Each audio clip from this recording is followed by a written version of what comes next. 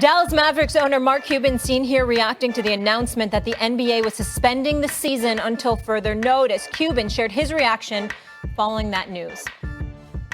This is crazy. This can't be true. I mean, it's not within the realm of possibilities. It seemed more like out of a movie than reality. You know what? It's really not about basketball or money. I mean, literally, if this thing is just exploding to the point where, you know, all of a sudden players and others have had it, you think about your family. You know, you want to really make sure you're doing this the right way. Rudy Gobert he was questionable. He was gonna play last night. You had the guy who officiated a Jazz game last week. He was gonna work the Pelicans-Kings game last night. And these guys have been around their families. They've been around their kids. They've been around all the workers in the locker room. I think I give Adam Silver a lot of credit, man. Hey, let's shut this thing down and try to figure it out. That was the Hall of Famer Charles Barkley reacting to the news. Rachel Nichols, kind enough to join us. Thank you for being here. Matt Barnes as well. And before we get into the sound we just heard, I want to mention the Toronto Raptors have announced members of the team's traveling party have tested positive for the coronavirus. I want everyone to keep in mind that Toronto did play Utah on Monday night. We know Rudy Gobert of the Utah Jazz had tested positive for the coronavirus. From what I've read, they're in my ear. Yes, they've tested for it. They have not tested positive. So we want to clear that up. Tested, not tested positive. I don't want to create any more panic on that subject. Max, I will start with you here, though. Your thoughts on what Charles Barkley and Mark Cuban had to say? Well, I like Mark Cuban's response for two reasons. One, it was a human response. It feels like it's out of a disaster movie, really. And we don't know the full extent of the coronavirus yet and what the results will be. But we're fortunate that it's not so far worse than it is, that the mortality rate seems to be something like 1% as opposed to much higher. But I thought he expressed what a lot of us were feeling, like this doesn't seem real.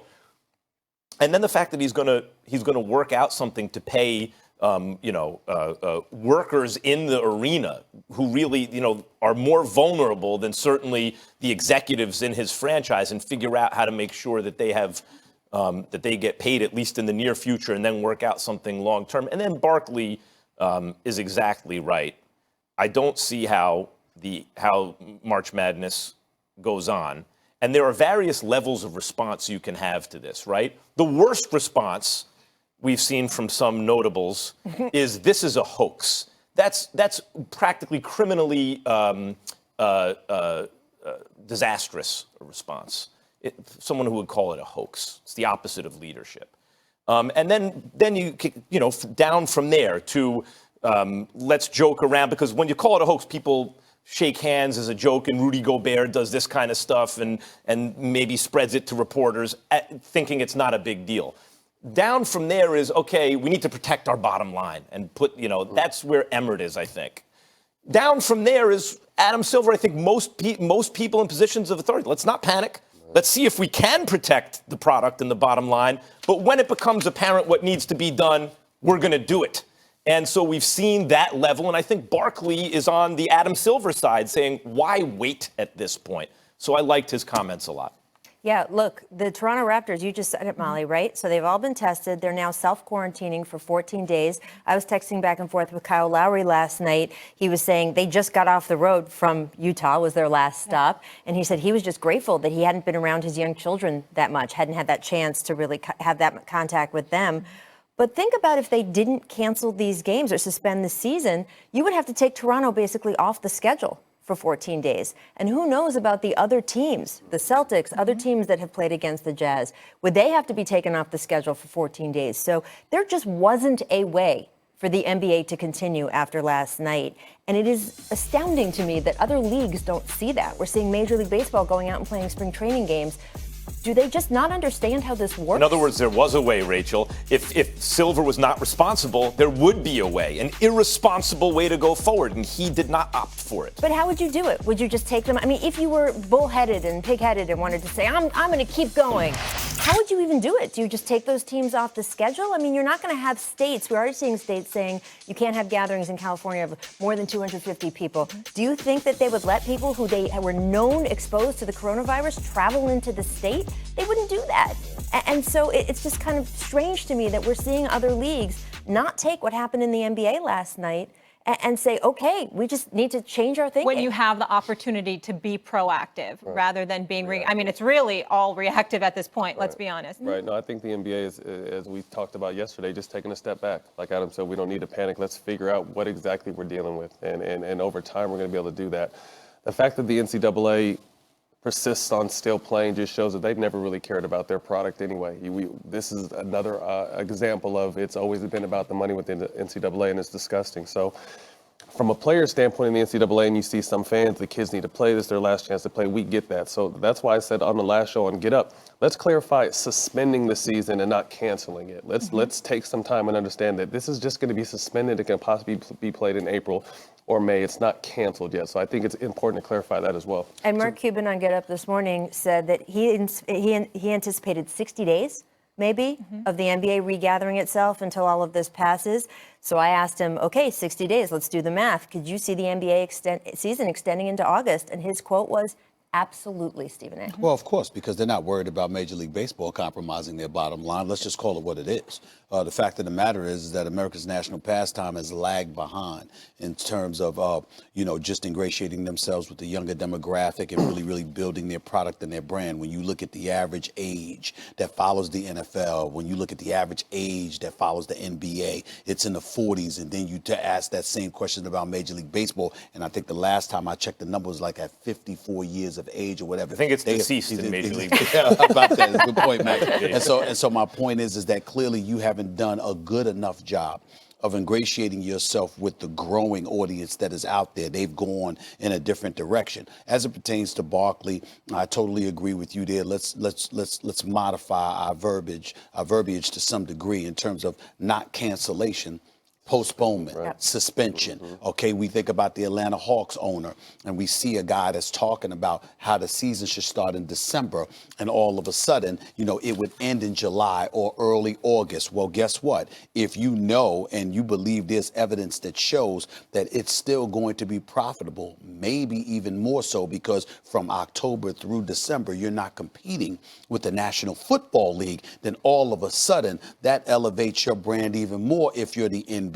And then, of course, you've got competition in Europe, especially during the summertime or whatever. Well, if the games are still going on in the NBA, championship, playoff rounds, championship, that would benefit. So we see a lot of stuff that gets attached to this, and we see the potential benefits from it. You don't want to use that word in a particular situation like this, but you see it from a business perspective. But it also, again, reminds you, and it makes it even more inexcusable why the NCAA has taken the position that they have taken, because there is no excuse since the NBA pushes their season back. Why couldn't you have May Madness in college basketball? Okay, does anyone here would I like to see the NBA in the summer? Sure, of course. Why? In other words, life is going to go on for most of us. The congressional doctor said yesterday between 70 and 150 million Americans, he predicts, will get coronavirus. The issue is that we don't get it all at once, because if we get it all at once, the system's overtaxed. And the mortality rate that's at 1% now, it looks like, goes up. And who does it hit? Our most vulnerable, people without access to medical attention, the elderly, and the like. And so for them, life won't go on. For most of us, it will. So let's make sure life goes on for as many of us as possible. That's the first thing, so you contain the spread. And then the second thing is when life goes back to normal, which people, no one knows exactly, but the leading experts seem to think it's going to be several months. You pick up where you left off and play basketball. I'll be watching. Well, this is what's so interesting is that the NBA has really, for the past 2 or 3 years, been wringing itself in knots over how do you change the schedule. To your point, Stephen A., about competing, which sport they're competing with, maybe shifting to competing with baseball instead of competing with football. But also, do they shorten the season? Do they hold some sort of midseason tournament? Guess what? This season is getting a midseason break, right? It's not quite the midseason, but they're getting that break. They might get that shift in schedule. They probably will have some sort of shortened season. So it could fast forward to your point that the Atlanta Hawks CEO said we want to start in December. That could happen if these games are pushed until August. They're not going to start right back up again with training camp, Matt, in October. What if it's pushed to July, but because of this, we learn in the future, like, hey, the NBA decides during the midseason, you take a 2-week break. Right. Take a 2-week break. We were talking about that. I think we were talking about that, if there's any kind of silver lining, and it's hard to address it now, but you give these guys a break going into the playoffs. You build the anticipation of the NBA coming back, and then you're giving the best players in the world an extra 2, 3, 4 weeks off. The energy in the playoffs is going to be off the charts. It's going to be the best playoffs we've seen because everyone is fully rested and fully healthy. So people have to keep that in mind as well. In 1981 in baseball, there was a players' strike.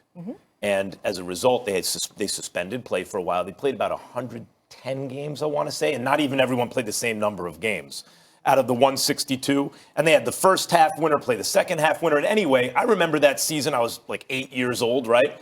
But there's an asterisk there, right? Like, we know that something weird happened that year. We will know that about this NBA season too. But there's no reason that you can't crown a champion and get back to business as this subsides. You also got to pay attention to the fact that a lot of people are not going to care about that. I'm talking about the asterisk in this regard.